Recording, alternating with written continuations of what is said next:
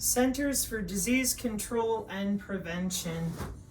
Interim operational considerations for implementing the shielding approach to prevent COVID-19 infections in humanitarian settings.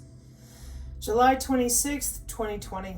This document presents considerations from the perspective of the U.S. Centers for Disease Control and Prevention for implementing the shielding approach in humanitarian settings, as outlined in guidance documents focused on camps, displaced populations, and low-resource settings. This approach has never been documented and has raised questions and concerns among humanitarian partners who support response activities in these settings. The purpose of this document is to highlight potential implementation challenges of the shielding approach from CDC's perspective and guide thinking around implementation in the absence of empirical data.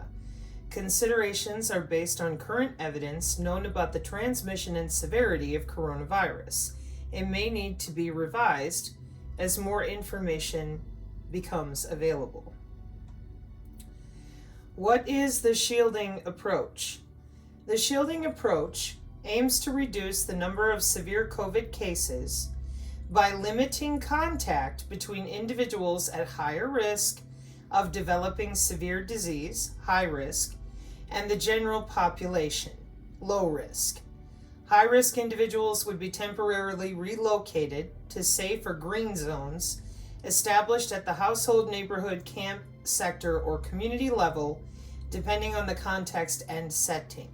They would have minimal contact with family members and other low-risk residents. Current evidence indicates that older adults and people of any age who have had serious underlying medical conditions are at higher risk for severe illness from COVID-19. In most humanitarian settings, older population groups make up a small percentage of the total population.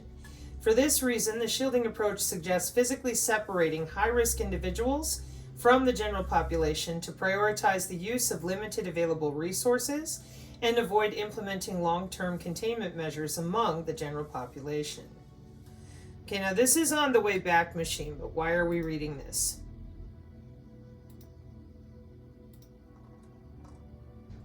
Oh, good Lord, enough. Jeez. Because of all the different discussions that have been going around about the CDC planned quarantine camps nationwide, November 7th, 2024, the Brownstone Institute. No matter how bad you think COVID policies were, they were intended to be worse. Consider the vaccine passports alone.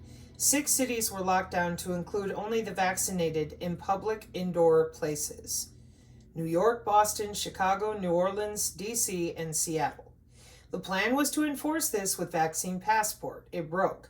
Once the news leaked that the shot didn't stop infection or transmission, the planners lost public support and the scheme collapsed. It was undoubtedly planned to be permanent and nationwide, if not worldwide. Instead, the scheme had to be dialed back. Features of the CDC's edicts did incredible damage. It imposed the rent moratorium. It decreed the ridiculous 6 feet of distance and mask mandates. It forced plexiglass as the interface for commercial transactions. It implied that mail-in balloting must be the norm, which probably flipped the election. It delayed the reopening as long as possible. It was sadistic. Even with all that, worse was planned. July 26, 2020, with the George Floyd riots having finally settled down, the CDC issued a plan for establishing nationwide quarantine camps. People were to be isolated, given only food and some cleaning supplies. They would be banned from participating in any religious services. The plan included contingencies for preventing suicide. There were no provisions made for any legal appeals or even the right to legal counsel. The plan's authors were unnamed but included 26 footnotes. It was completely official. The document was only removed on about March 26, 2023. During the entire time, the plan survived on the CDC's public website with little or no public notice or controversy. It was called the Interim Operational Considerations for Implementing the Shielding Approach to Prevent COVID-19 in Humanitarian Settings. Yeah. Okay. This document presents considerations from the perspective of the CDC for implementing the shielding approach in humanitarian settings as outlined in guidance documents focused on camps, displaced populations, and low-resource settings. This approach has never been documented and has raised questions and concerns among the humanitarian partners. By absence of empirical data, the meaning is, nothing like this has ever been tried. The point of the document was to map out how it could be possible and alert authorities to possible pitfalls to be avoided. The meaning of shielding is to reduce the number of severe COVID cases by limiting contact between individuals at higher risk of developing severe disease and general population. Sorry, I was in prison mode because that's what it's called. High-risk individuals would be temporarily relocated, established at the household. In other words, this is what is used to be. This is what used to be concentration camps. Oh, who are these people who would be rounded up? They are older adults and people of any age who have serious underlying medical conditions. Who determines this? Public health authorities. The purpose? The CDC explains, physically separating high-risk individuals from the general population allows authorities to prioritize the use of limited available resources. This sounds a lot like condemning people to death in the name of protecting them. The model establishes 3 levels. First is the household level. High-risk people are physically isolated from other household members. That alone is objectionable. Elders need people to take care of them. They need love and to be surrounded by family. The CDC should never imagine that it would intervene in households to force old people into separate places. The model jumps from households to the neighborhood level. Now, remember, this has been sitting there for 3 years. Okay? Here we have the same approach, forced separation of those deemed vulnerable. From there, the model jumps again to camp sector level. Here it is different. A group of shelters such as schools, community buildings within a camp sector, max 50 high-risk individuals per single green zone, where high-risk individuals are physically isolated together. One entry point is used for the exchange of food supplies, etc. A meeting area is used for residents and visitors to interact while practicing physical distancing. No movement into or outside the green zone. Yes, you read that correctly. The CDC is here proposing concentration camps for the sick or anyone they deem to be in danger of medically significant consequences of infection.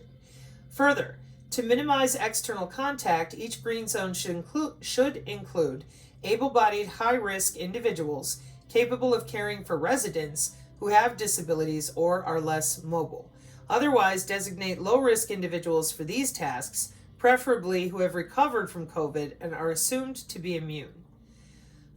Excuse me.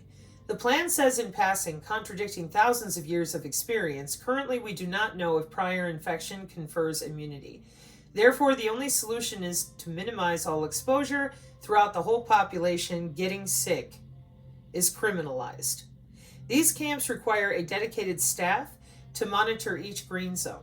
Monitoring includes both adherence to protocols and potential adverse effects or outcomes due to isolation and stigma. It may be necessary to assign someone within the green zone if feasible to minimize movement in and out of green zones. The people housed in these camps need to have good explanations of why they are denied even basic religious freedom. The report explains. Proactive planning ahead of time, including strong community engagement and risk communication, is needed to better understand the issues and concerns of restricting individuals from participating in communal practices because they are being shielded from each other. Failure to do so could lead to both interpersonal and communal violence. Further, there must be some mechanisms to prohibit suicide. Additional stress and worry are common during an epidemic and may be more pronounced with COVID-19 due to the novelty of the disease and increased fear of infection. Thus, in addition to the risk of stigmatization and feeling of isolation, this shielding approach may have an important psychological impact and may lead to significant emotional distress, exacerbate existing mental illness, or contribute to anxiety, depression, helplessness, grief, substance abuse, or the thoughts of suicide of those who are separated or who have been left behind. Shielded individuals with concurrent severe mental health conditions should not be left alone. There must be a caregiver allocated to them to prevent further protection risks such as neglect and abuse. The biggest risk, the document explains, is as follows. While the shielding approach is not meant to be coercive, it may appear forced or be misunderstood in humanitarian settings. It should go without saying, but this shielding approach suggested here has nothing to do with focused protection of the Great Barrington Declaration. Focused protection specifically says schools and universities should be open for in-person teaching.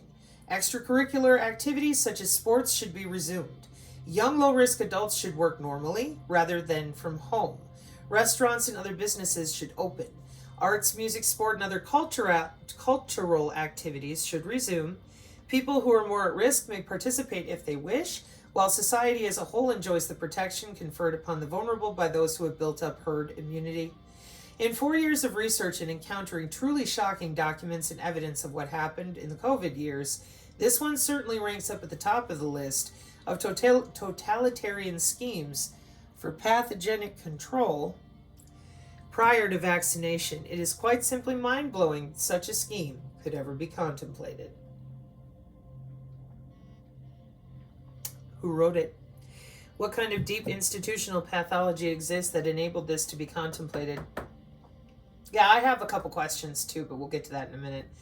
The CDC has 10,600 full-time employees and contractors on a budget of $11.5 billion. In light of this report and everything else that has gone on there for 4 years, both numbers should be zero. So, the other day, I brought you here, it's just a slide player from a couple years ago from DARPA, and these are triangulation identification for genetic evaluation of risk. And down here, they mentioned the pathogenic control. So we have a pathogen access control system here with our Department of Defense. Excuse me a moment. Forgot about that part. Okay. And the reason that we do is because we log in and out of bodies.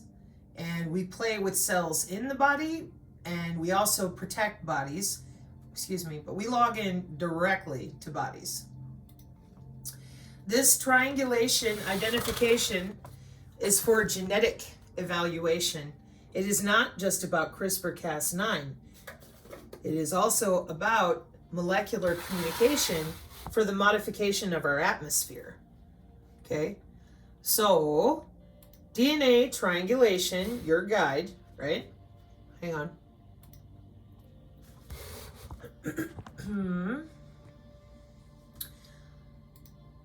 Biosensor for emerging infectious disease surveillance, right? Animal reservoirs, clinical diagnostics, and biological surveillance. Triangulating variation in the population to define mechanisms for precision management of genetic disease. This is omics. And I've got a cat boost algorithm. Data set collection, pre-processing, all the same stuff. For what? Something that your CDC kind of left out, we didn't hear on the channel. It's called CoV-W ban. We've talked about it numerous times because we have an electronic integrated disease surveillance system. Where did you go? I tried to open things ahead of time this time. There we go. Okay. An electronic integrated disease surveillance system is a software system that helps monitor and prevent the spread of human and animal diseases. Yeah, CoV-W ban. An intelligent and energy efficient wireless body area network to control the coronavirus outbreak by reporting the biometrics in real time using LoRa and transmit them directly to the cloud for monitoring. So we had to have a shielding approach in 2020, but we had the CoV-W ban in 2021, I think. Yeah. So maybe, I mean, it boggles my mind that we're still in this space where we're like, oh yeah, well, I guess they didn't do it. Yeah, that might be because those of you that are not talking about this or the Department of Energy in regards to the way they work with the same omics for molecular communication, logging in and out of people's bodies. And it's not because they called in and said, hey, I don't feel well. It's because this is bio-cyber security. Emerging advances in biosecurity to underpin animal, plant, and ecosystem health. We're not just watching bodies. We're watching the atmosphere, excuse me a moment, and everything you see here with every type of sensor so that we can save the planet. These are mandates that go with our warfare doctrine, as well as the way we've augmented the atmosphere and all the different cells on the planet. So this is why, to me, it is literal insanity to not tell people the following. An Internet of Things-based, GPS-assisted, April 2021, surveillance system with INTER, wireless body area network geographic routing for pandemic situations. So you have a disease database. You have the pathogen access control system. You have the electronic integrated disease surveillance system. And you have the CoV ban in 2021, February. That's not enough. We need, in 2021, April, so February, April, right along with it, rather, the GPS-assisted surveillance system. Oh, what do we need that for? Coronavirus symptoms such as respiration rate, etc., can be monitored. The wearing mask status of a person can be displayed with software. All right, do you have your mask on? Well, with that human activity recognition radar, we're going to know, even if you're sitting at home alone. IoT-based WBAN with geographic routing for pandemic situations, and IoT software have been used. Background. Worldwide pandemic situations drive countries into high healthcare costs and dangerous conditions. Hospital occupancy rates and medical expenses increase dramatically. Real-time remote health monitoring and surveillance systems with Internet of Things assisted e-health equipment play important roles in such pandemic situations. To prevent the spread of a pandemic is as crucial as treating the infected patients. The COVID-19 pandemic is an ongoing pandemic caused by severe acute respiratory syndrome. Methods. We propose a surveillance system especially for coronavirus pandemic with the Internet of Things application and an inter-WBAN geographic routing algorithm. Remember, you're decentralized. That means you take your wireless with you under the skin wherever you go with a bioelectromagnetic geographically relevant routing algorithm. In this study, coronavirus symptoms such as respiration rate, body temperature, blood pressure, oxygen, and your heart rate. And the synergists know that that right there is identical to the drone going over your home. Forgot that one too. Sorry. Well, Sabrina, we've seen it 100 times. Yeah, but there's new people coming and going all the time. When I say things like that, they go, what? 2021, implementation of Internet of Things, an unmanned aerial vehicle, a drone, base WBAN for healthcare applications. There are 5 sensors analyzed: heart rate, temperature, human motion, oxygen, and blood pressure. For the fastest delivery, the sensors. Medical data was delivered utilizing unmanned aerial vehicles. This helps the patients in critical emergencies to communicate the medical information to the doctors safely and securely. Lovely. Oh, where'd you go?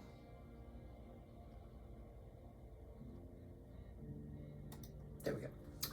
So, body temperature, respiration rate, body temperature, blood pressure, oxygen saturation, heart rate can be monitored, and the social distance with mask-wearing status of persons can be displayed with the proposed Internet of Things proprietary software developed for this, Node-RED, InfluxDB, and Grafana, or maybe modules built in.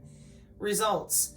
The geographic routing algorithm is compared with AODV in outdoor areas according to delivery ratio, delay for priority node, packet loss ratio, and bit error rate. There's your quality of service on the packet side for network engineers to make sure it works right. The results obtained show that the geographic routing algorithms are more successful for the proposed architecture. Conclusion. The results show that the use of wireless body area network technology, geographic routing algorithms, and Internet of Things applications helps to achieve a realistic and meaningful surveillance system with better statistical data.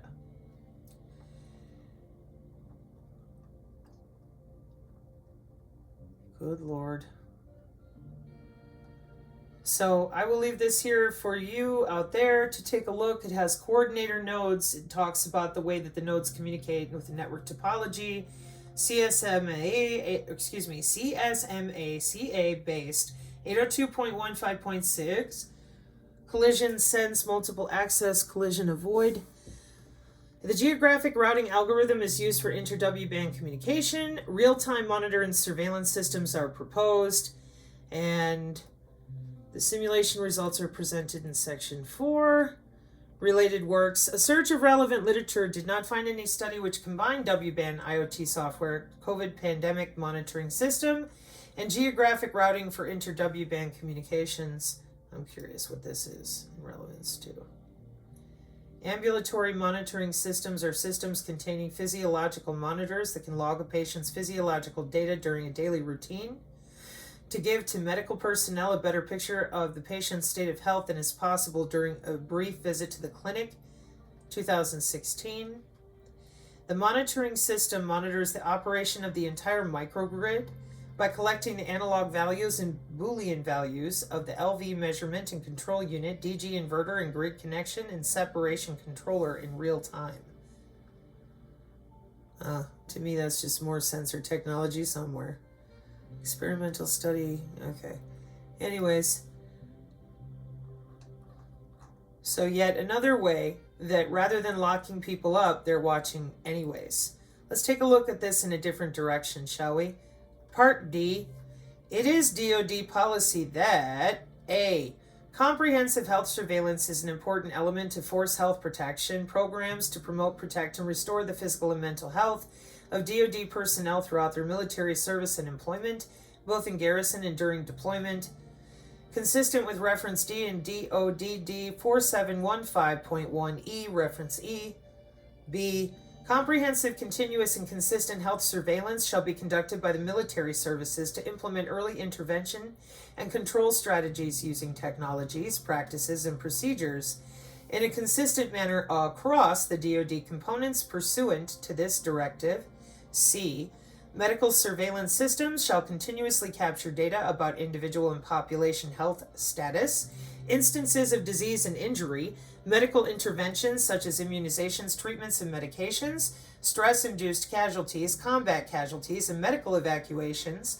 2, permit analysis, interpretation, and reporting of population-based information for identifying, characterizing, and countering threats to the DoD population's health, well-being, and performance.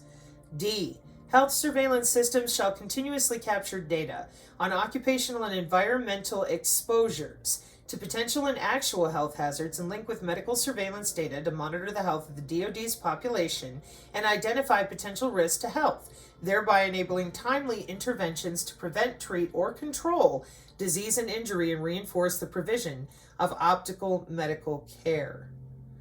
Yeah, these systems are the Department of Energy, which go right to the Department of Defense. Okay, you are at the Department of Energy.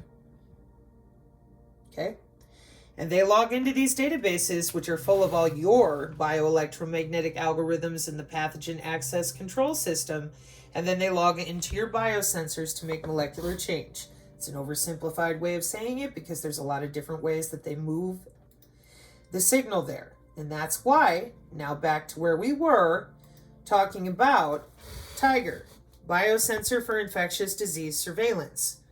Triangulation identification for genetic evaluation. This is omics. But this is old. See, this is modified 8 years ago, okay? Biosensor for emerging infectious disease surveillance, triangulation identification for genetic evaluation of risk. And then it's got 28 slides. Make sure that this is right so you can see everything. Okay? So here we are. And we were Hold on a minute. There we go. We were looking through the different slides.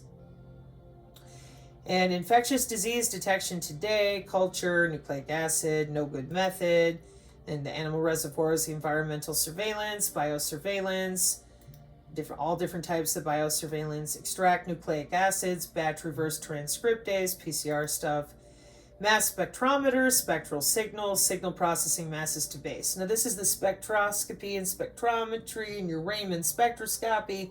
Everybody looking at all these molecules everywhere, including bodies. Correlated information from multiple primer pairs and analyses and more analyses, and then it gives you a tree, RNA virus families, right? Retroid, ssRNA, positive and negative, okay. And then it has a big circle around the coronavirus, and it says detection and classification of coronavirus species. So, okay. Coronavirus phylogenetic tree. Test isolates and color. Now, again, this is 8 years ago. It's posted. Watch. Coronavirus broad range primers. Because, again, these COVID viri have been around for a while. Multiple primers selected based on alignment of all available gene sequences in the gene bank in March 2003. Primers target all known COVID species. Specificity verified using electronic PCR. And we all know how we feel about that. Primer target site and polymerase. IBIS chemically modified oligonucleotides. 2003. We're still going. Triangulation identification using base compositions. In other words, since 2003, let me back it up. They're in there logging in and out of your cellular density with molecular communication to see whether you're going to get it or not in some format. Okay?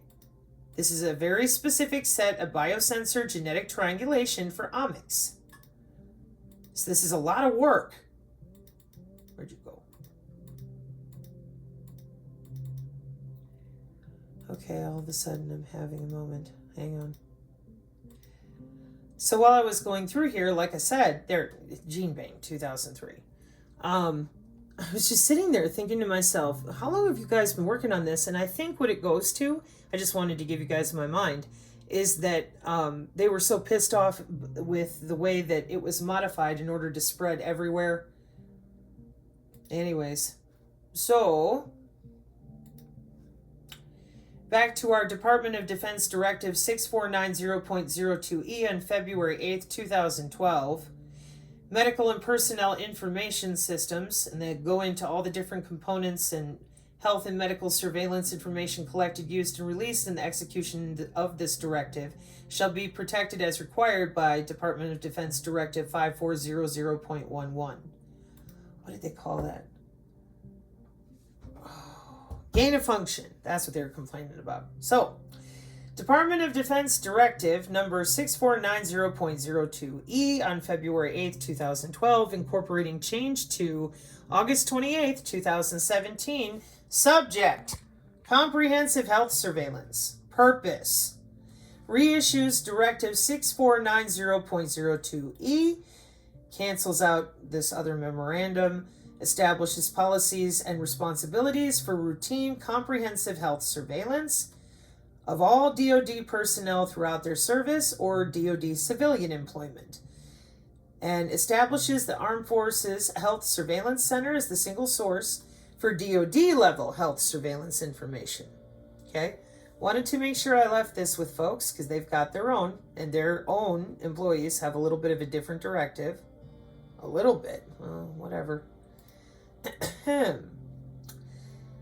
So, we also have Department of Defense instruction, different than a directive. Number 8320.02, August 5th, 2013, incorporating change 1, effective June 24th, 2020. Department of Defense Chief Information Officer, subject: sharing data, information, and information technology services in the Department of Defense.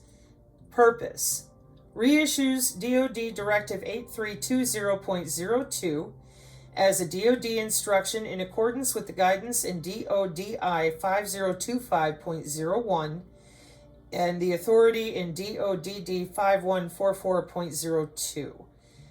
B. Establishes policies, assigns responsibilities, and prescribes procedures for securely sharing electronic data, information, and IT services, and securely enabling the discovery of shared data throughout the DoD in accordance with DoD D 8000.01.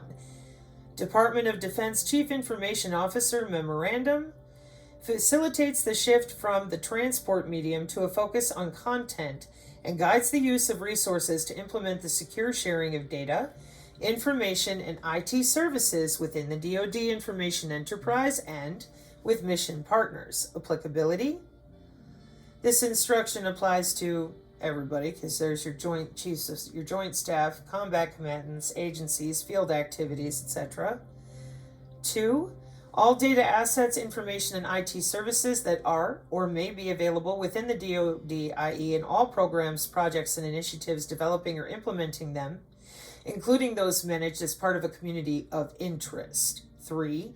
Data, information, and IT services in electronic form. 4. All new systems, services, or capabilities, as well as existing systems and services when investment dollars are received for modernizations. B. This instruction does not apply to data, information, and IT services supporting existing deployed systems, except to the extent that they receive investment dollars for modernization. In other words, this instruction does not require a mandatory retrofitting of existing systems. Well, they've had the disease surveillance system since 1988. So, nothing in this instruction alters or supersedes the existing authorities and policies of the Director of National Intelligence regarding the protection of intelligence sources and methods, including the exchange of sensitive compartmented information and special access programs for intelligence, as directed by Executive Order 12333. Stop laughing, Professor Engelstein, if you see this. In limited cases, exceptions to the policy and requirements in this instruction may be granted by the Chief Information Officer. Okay. Policy. It is Department of Defense policy that data, information, and IT services are considered enablers of information sharing to the DoD. Data, information, and IT services will be made visible, accessible, understandable, trusted, and interoperable throughout their life cycles for all authorized users, which may include DoD consumers and mission partners subject to law, policy, data rights, and security classifications. Section 3A. There it is again. Ooh, I guess classifications matter. How else would you have any format of cyber security, physical security of any kind? Goodness gracious, folks. Authoritative data sources are registered in the DoD Data Services environment. Resource impacts for implementing data, information, and IT services will be assessed and considered prior to issuing data sharing implementations. And disabled folks, etc. Okay. So I point this out because ignoring our integrated surveillance system here, the electronic integrated disease surveillance system, it's just not wise.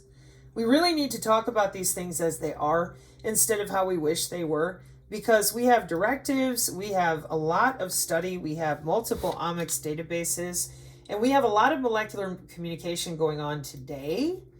As well. So I'm going to include this again too, because it was just the press release for their biosensors in 2005, and I quoted that a long time ago, and people got really mad. They're like, oh, biosensors aren't real. And I'm like, you gotta stop. It's a huge component of the Agenda 2030 goals, and it's our warfare doctrine. So, securing and managing healthcare data generated by intelligent blockchain systems and cloud networks through DNA cryptography. And we are March 2023, abstract. The purpose of this paper is to ensure the anonymity and security of health data and improve the integrity and authenticity among patients, doctors, and insurance providers. Simulation and validation algorithms are proposed in this work to ensure the proper implementation of the distributed system to secure and manage health care data. The author also aims to examine the methodology of wireless body area networks and how it contributes to the health monitoring system. This is also why I keep reminding folks, as kindly as I can, there are no targeted individuals. The continuous health monitoring is mandated worldwide for everybody and every animal, and then every plant, etc., etc. Everybody in it. Design methodology and approach. Wireless body area network plays an important role in patient health data monitoring.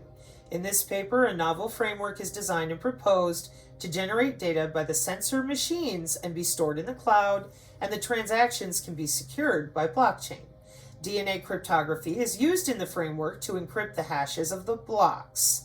The proposed framework will ensure the anonymity and security of the health data and improve the integrity and authenticity among the patients, doctors, and insurance providers. Findings. Cloud computing and distributed networking have transformed the IT industry, and their amalgamation with intelligent systems would revolutionize the healthcare industry. The data being generated by devices is huge, and storing it in the cloud environment would be a better decision. However, the privacy and security of healthcare data are still a concern because medical data is very confidential and desires to be safe and secure.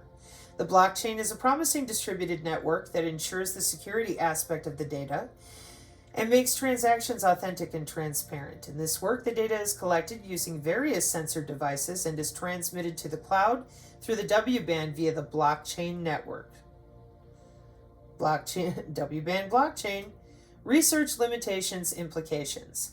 In this paper, a framework for securing and managing healthcare data generated by intelligent systems is proposed. As the data generated by these devices are heterogeneous and huge in nature, the cloud environment is chosen for its storage and analysis. Therefore, the transactions to and from the cloud are secured by using the blockchain-based distributed network. Practical implications. Target end users of our systems are the patients to keep themselves informed and healthy, healthcare providers to monitor the conditions of their patients virtually, and the health insurance providers to have a track of the history of the patients so that no fraudulent claims can be made. Originality and value. The target end users of our system are the patients for keeping themselves informed and healthy, healthcare providers for monitoring the conditions of their patients virtually in the health. So it's the same thing. Keywords: intelligent systems, wireless body area network, cloud computing, distributed systems, blockchain, and DNA cryptography. So, biosecurity, DNA cryptography for what? Cyber biosecurity, April 2018, a new emerging discipline to help safeguard the bioeconomy. Your tokenized NFT, already connected to the cloud, bioeconomy. Isn't it great? Hey, eventually this is going to come out in the open, and when it does, do we get to have a conversation then? I really hope we do. I mean, it would be nice. Cyber biosecurity is being proposed as a formal new enterprise which encompasses cybersecurity, cyber-physical security, and biosecurity as applied to biological and biomedical-based systems. In recent years, an array of important meetings and public discussions, commentaries, and publications have occurred that highlight numerous vulnerabilities. While necessary first steps, they do not provide a systemized structure for effectively promoting communication, education, training, elucidation, and prioritization for analysis, research, development, test, and evaluation, and implementation of scientific, technological standards of practice, policy, or even regulatory or legal considerations for protecting the bioeconomy. Further, experts in biosecurity and cybersecurity are generally not aware of each other's domains. No kidding. Expertise. No kidding. Perspectives. No kidding. Or priorities. Or where mutually supported opportunities exist. Well, yeah, because they barely know anything, apparently, about one another. Right? It's brand new for 30 years or so. Anyways, for which positive outcomes could result. Creating, promoting, and advancing a new discipline can assist with formal, beneficial, and continuing engagements. Recent key activities and expansion of cyber biosecurity to include biomanufacturing, which is supported by a rigorous analysis of a biomanufacturing facility. Recommendations are provided to initialize cyber biosecurity and place it on a trajectory to establish a structured and sustainable discipline forum and enterprise. We propose cyber biosecurity as an emerging hybridized discipline at the interface of cybersecurity, cyber-physical security, and biosecurity. Initially, we define this term as understanding the vulnerabilities to unwanted surveillance, intrusions, and malicious and harmful activities, which can occur within or at the interfaces of commingled life and medical sciences, cyber-physical, supply chain, and infrastructure systems, and developing and instituting measures to prevent, protect against, mitigate, investigate, and attribute such threats as it pertains to security, competitiveness, and resilience. Safeguarding the bioeconomy. The National Academies of Sciences, Engineering, and Medicine, 2014. Background. Simply stated, since its inception, biosecurity has been primarily focused on reducing the risks associated with the misuse of science, which could cause harm to humans, animals, plants, and the environment through the creation, production, and deliberate or accidental release of infectious agents or their byproducts, toxins. Cybersecurity has been a separate field which has been primarily focused on the security of information technology-based systems, from personal computers and communications devices to large infrastructures and networks. Up until just the past few years, the cyber overlaps with biosecurity have not been realized or fleshed out. The important interrelationship between biosecurity and cybersecurity is gaining increasing attention. We posit that the two must work collaboratively and will not be effective working separately. Cyber biosecurity actually started with thinking about a particular set of problems being confronted by the life sciences. As a result of our recent work described below, other dimensions are being added. Establishing a unifying discipline, crafting its systematics, and identifying an evolutionary path forward are within reach. The economic strength and growth of the United States have been due to a cultural and environment that foster innovation. Those developments could not have been possible without significant contributions by science and engineering. The intersection among economic growth and the biological science contributions, the bioeconomy, has recently been recognized as an important component of national security. For the United States, the bioeconomy accounts for an estimated $4 trillion annually, nearly 25% of the GDP. That contribution ranges from pharmaceuticals to renewable energy, from environmental remediation to public health resilience, and from agriculture to response of emerging diseases. As part of the United States national resilience, as part of the U.S. national security architecture, safeguarding the sciences is a priority.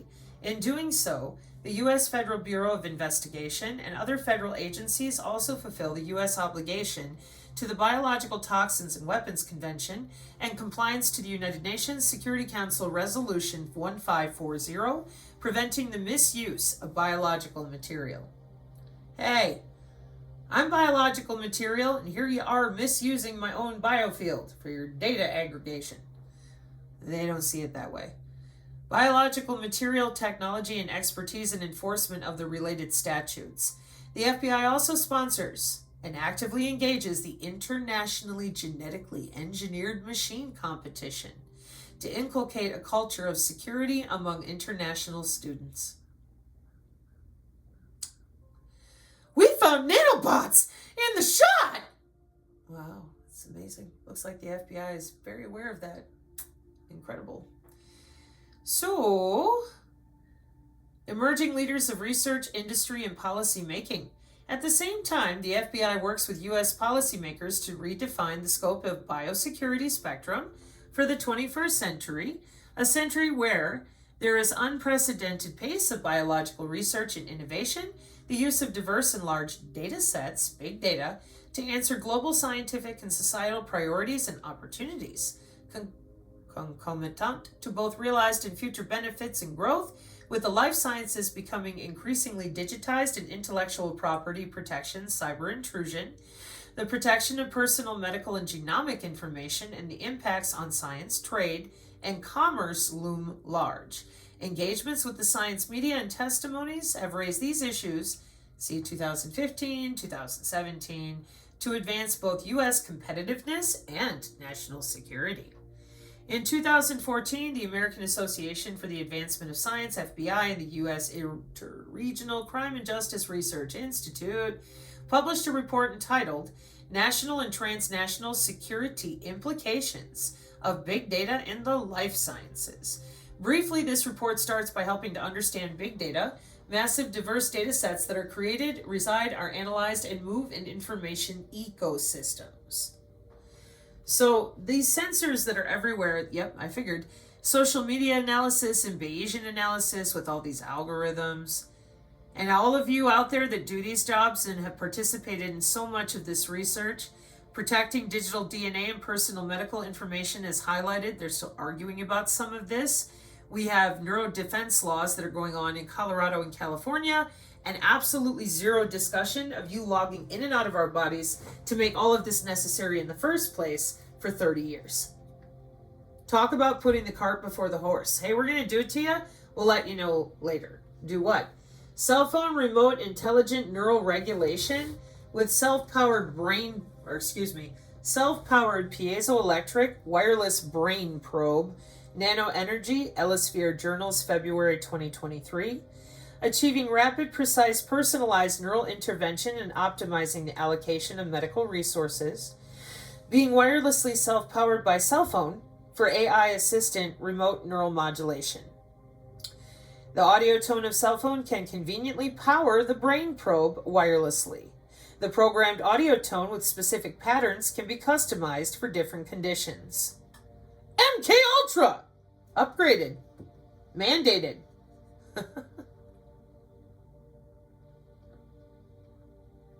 And controllable by cell phone, like normal.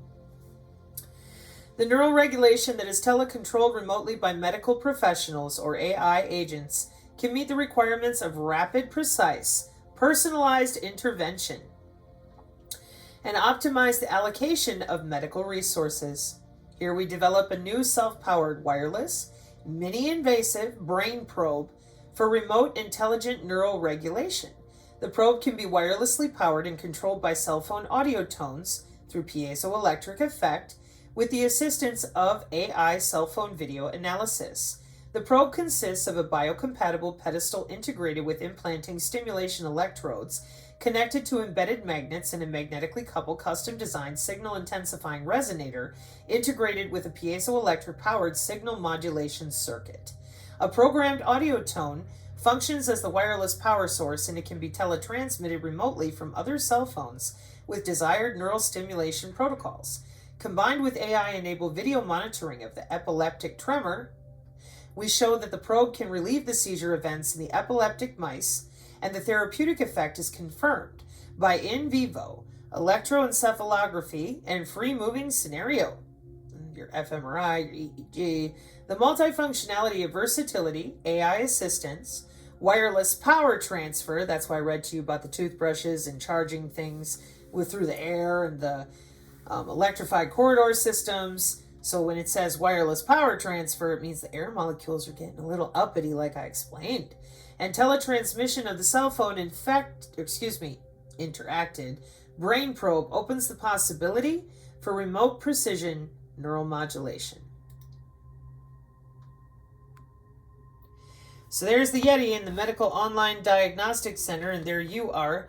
And so he just dials the phone and instantly stops your seizure with a brain probe. Isn't that awesome? Introduction. Boosted by innovations in clinical science and modern communications technology, remote medicine system can probably help patients to receive diagnoses and treatment in home and achieve the optimized allocations of the medicine resource. Taking neurological disorder as an example, the remote medicine system can implement precise and personalized treatment decisions and offers an efficient and cost-effective solution that allows the patient to catch the time-valuable therapeutic window upon unpredictable neural disease seizure at home. For epileptic patients with drug resistance, the neural electrical stimulation that is remotely controlled and operated at home can probably relieve epileptic seizures in time and save their lives. However, the current neural electrical stimulation techniques can hardly meet the requirement of remote control, precise, personalized neuromodulation. As a novel brain-machine interface, a new portable electrical stimulation device can be telecontrolled remotely by the medical professionals or prospective AI engine, which may fulfill the requirements of rapid intervention and versatile customized treatment, thereby creating major new scientific and therapeutic opportunities. Different from the conventional brain-machine interfaces that focus more on decoding the cerebral cortex, deep brain-machine interfaces enable interactions between external machines and deep brain structures. Cell phone is a very common personal terminal device with multi-functions of communication, network information interaction, data management, video picture capturing, multimedia playing, etc. A brain probe connecting to a patient's cell phone may be a new tool for establishing an intelligent remote neural electrical stimulation system. The medical professionals can conduct diagnoses through cell phone uploaded video and teletransmit the selected stimulation mode to the patient's cell phone. The cell phone can operate the brain probe to modulate neural activities for treatment. In addition to the communication and video capturing, playing audio tones is the most fundamental function of cell phone. Through piezoelectric effect, the audio tone can probably serve as both the acoustic energy source and information carrier between the brain probe and the cell phone. So, remotely customized EEG. Yep, and we'll never know about it because if you try to talk about it, they'll tell you it's voice to skull. And the reason that you've got tinnitus and hearing voices or having problems is all your fault. It has nothing to do with white-coated yetis logging into your body since 1999 or anybody else. It's purely your fault. Isn't that amazing? For 536, amen.